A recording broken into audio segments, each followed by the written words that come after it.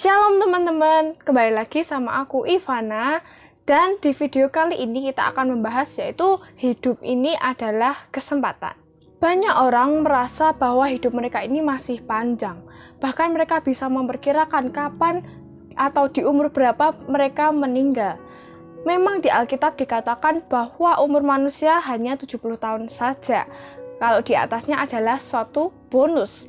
Nah, tapi di masa-masa pandemi ini banyak orang meninggal, banyak orang dipanggil Tuhan bukan di umur 70 tahun ke atas saja. Bahkan anak muda, anak kecil, bahkan bayi pun juga ada yang dipanggil Tuhan. Nah, dari sini kita bisa belajar bahwa tidak ada satupun yang tahu kapan umur kita ini berakhir. Karena hanya Tuhan sendiri yang tahu kapan kita meninggal. Tuhan tahu kapan kita harus kembali lagi kepada Dia.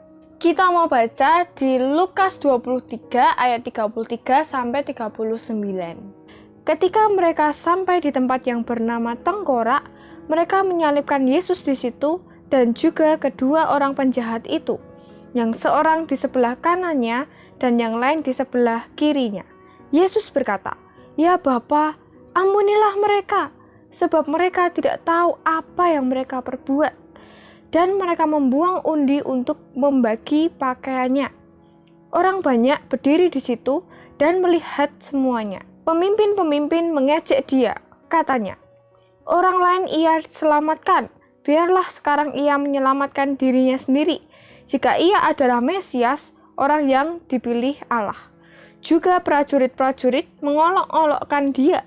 Mereka menunjukkan anggur asam kepadanya dan berkata, "Jika engkau adalah raja orang Yahudi, selamatkanlah dirimu." Ada juga tulisan di atas kepalanya, "Inilah raja orang Yahudi." Seorang dari penjahat yang digantung itu menghujat dia, katanya, "Bukankah engkau adalah Kristus? Selamatkanlah dirimu dan kami." Nah, dari ayat ini ada yang menarik teman-teman. Di ayat 39, yaitu penjahat yang di sebelah kanan menghujat Yesus, mengolok Tuhan, mengejek Tuhan dengan berkata, "Bukankah engkau Kristus? Selamatkanlah dirimu dan kami." Dia seperti tidak tahu diri teman-teman. Dia seorang penjahat, tapi Kristus adalah Allah. Bukannya dia untuk meminta pengampunan, tapi dia justru malah menghujat Yesus. Padahal saat itu dia disalib. Di mana salib adalah salah satu hukuman yang berat bagi orang-orang Yahudi zaman itu. Karena dengan disalib, nyawa mereka pasti sudah tidak ada nyawa. Dan tidak ada pengampunan dosa lagi. Tetapi karena Tuhan Yesus, dia mau disalib hanya untuk menebus dosa kita. Bukankah itu suatu kesempatan yang bagus buat kita yang masih berdosa ini? Untuk mengingat pengorbanan Tuhan Yesus di kayu salib, di mana darahnya bercucuran hanya untuk menebus dosa kita, di mana dia mau merelakan dirinya hanya untuk kita yang berdosa ini. Dia tidak berdosa. Jadi teman-teman, belajarlah untuk menggunakan kesempatan ini selagi kita masih hidup di dunia ini. Gunakan waktu dengan baik. Gunakan waktumu, gunakan apapun yang kamu punya untuk memuliakan nama Tuhan.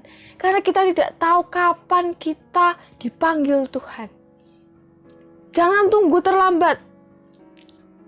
Jangan tunggu, nanti dulu, jangan menunda. Tetapi gunakan waktu yang baik. Hidup ini adalah kesempatan teman-teman. Dimana kita harus menggunakan kesempatan dengan baik. Menggunakan waktu dengan baik. Supaya pada akhirnya nanti kita tidak terlambat. Tidak ada kata terlambat ketika kita dari sekarang mulai datang kepada Tuhan, mulai serius sama Tuhan, mulai bangun hubungan yang intim dengan Tuhan. Pasti tidak ada kata terlambat. Kita harus sadar teman-teman, bahwa kita semua ini adalah manusia berdosa. Dan kita harus ingat bahwa pengorbanan Tuhan Yesus di atas kayu salib hanya untuk kita. Hanya untuk kita, teman-teman. Gunakan kesempatan ini, gunakan anugerah yang Tuhan berikan, yaitu keselamatan, untuk kita memuliakan nama Tuhan. Karena di saat inilah waktu yang tepat untuk kita datang kepada Tuhan. Jangan terlalu sibuk dengan pekerjaan kita, studi kita, atau apapun yang membuat kita ini sibuk. Tetapi sibuklah untuk membangun hubungan yang intim dengan Tuhan, teman-teman. Karena saat-saat ini juga adalah waktu di mana penggenapan firman Tuhan mulai terjadi. Banyak bencana, banyak masalah yang ada di dunia ini. Sadarlah teman-teman, dunia ini juga akan hancur. Ketika kita jatuh ke dalam dosa, datang kepada Tuhan, minta ampun Tuhan, minta ampun kepada Tuhan, sucikan, kuduskan kami ya Tuhan, agar kita memperoleh keselamatan, memperoleh hidup yang kekal, yang Tuhan janjikan itu. Pergunakan waktu yang baik teman-teman. Gunakan waktu ini hanya untuk kemuliaan nama Tuhan. Kita seharusnya bersyukur kita masih diberi kesehatan, masih diberi nafas. Gunakan apa yang kita punya ini hanya untuk kemuliaan nama Tuhan. Jangan pada akhirnya nanti ketika kita menghadapi masalah kita baru datang kepada Tuhan. Justru saat inilah waktu yang tepat untuk kita datang kepada Tuhan. Percayalah teman-teman, ketika kita sejak saat ini memulai hubungan yang intim dengan Tuhan, pada akhirnya nanti tidak ada kata terlambat teman-teman. Sebagai ayat penutup, mari kita buka di Filipi 1 ayat 21 sampai 22a. Karena bagiku hidup adalah Kristus dan mati adalah keuntungan. Tetapi jika aku harus hidup di dunia ini, itu berarti bagiku bekerja memberi buah. Dari ayat ini kita bisa belajar, kita ini hidup di dunia ini. Apa yang harus kita lakukan? Yaitu menghasilkan buah. Menghasilkan buah yang dapat berdampak bagi lingkungan sekitar, bagi sesama kita, bagi orang yang ada di sekitar kita. Yaitu apa? Yaitu karakter-karakter Kristus. Kita sharingkan kepada mereka, kita aplikasikan, kita lakukan itu dalam kehidupan kita sehari-hari. Semangat, Tuhan Yesus memberkati. Jayo!